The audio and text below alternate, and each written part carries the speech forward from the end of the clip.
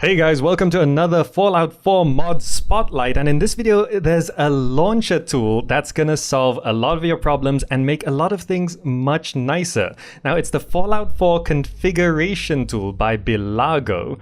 And what this does is that it sort of creates a new launcher so that you don't have to manually sort of set settings. It can save FOV and all kinds of stuff like that. I'm going to show you all about it. But when you download it, with the link in the description down below, when you download it manually or through the Nexus Mod Manager, you're going to have to launch it manually first of all. So if you go to your Steam folder for Fallout 4, under Data, you'll find a launcher for Bilago's customized launcher.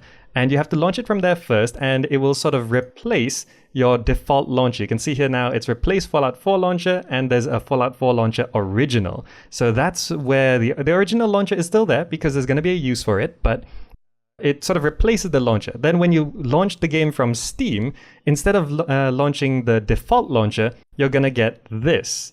And the first thing you got to do is create a new profile. Now, a good practice to do this is, well, what it's going to do is it's going to create a personal profile for you and with your save games and all of that. So just in case, go back up your save games first. Just back them up, copy them somewhere else, just in case anything goes wrong. And then you can go ahead and create a new profile here. And you have to import existing saves to this profile. And then you just type in any name you like and you can create a new profile.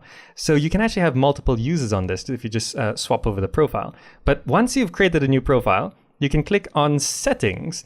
And you can see all of this cool stuff, from enabling the console to having the intro video enabled, disabled, VSync lock, which if you be careful, the nice thing about this is when you mouse over, it sort of gives a description for everything.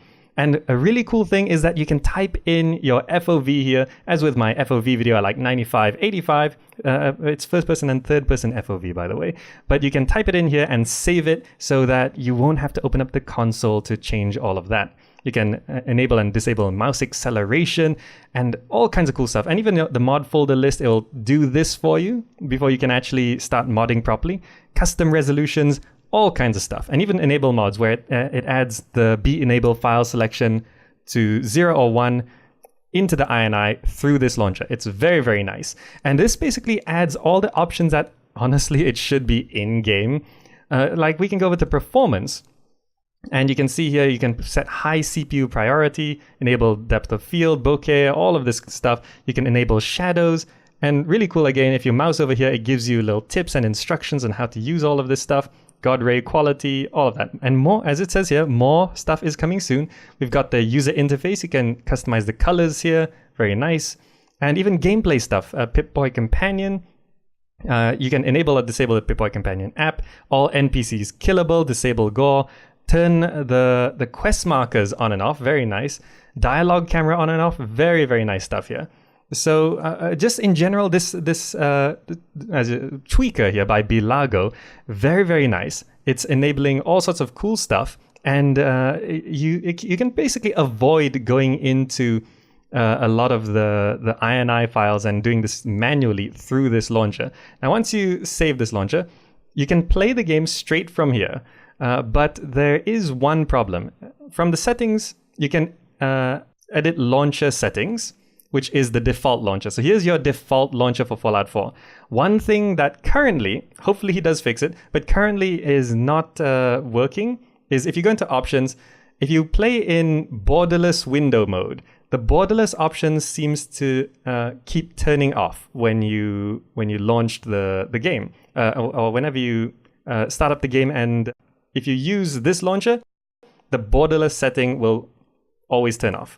So if you want to play in windowed mode borderless, you just, when you're done setting this stuff and you've saved it, then when you open up this launcher, instead of launching directly from here, you just go to settings, edit launcher settings, options, turn on borderless, and then you press play from here. And then you'll play Fallout 4 in windowed borderless mode, and all of your tweaker settings will also be saved. So that's basically it. It's a very, very nice tool with all of these cool things to edit without all the complications of editing the INIs directly. But of course, there is an INI thing where you can just click that button and it opens up all these INI files if you really want to go into it. All right, and that's it. I love this mod, and as it says, more features are coming, so definitely go check it out. And if you're into modding, this is pretty nice. Alright, that's it for now. Hope you found the video useful, and if you'd like to check out more mods, just click the annotation on the screen right now and it'll link to another one. I spotlight all kinds of mods on my channel. Alright, that's it for now. Thanks so much for watching, and I'll see you in the next video.